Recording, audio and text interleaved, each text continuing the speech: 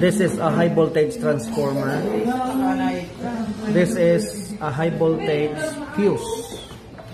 This one is high voltage diode. This one is high voltage capacitor. Okay? This one is the cooling fan. Cooling fan. This one is protection circuit.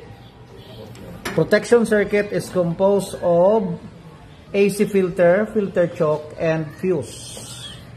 This one is the magnetron. This one is the bell. It gives warning kung tapos na magluto. This one is the timer. Yung bell niya is connected to timer. This one is the temperature, or yes, the temperature. This one is the timer. Okay.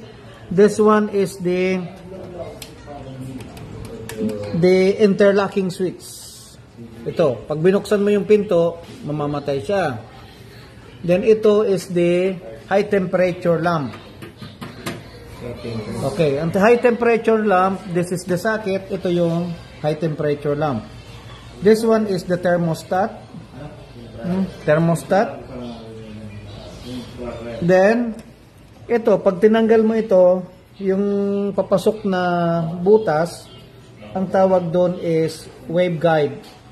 Yung magnetron, yung dulo noon is the magnetron antenna, and yung center niya is the magnetron insulator. Then we have the service cord and plug. Then we have the wire mesh. Ito, ang tawag dyan is wire mesh door. This one is the turntable plate, turntable support, and sa likod nito yung turntable motor. And this is the casing. That's all.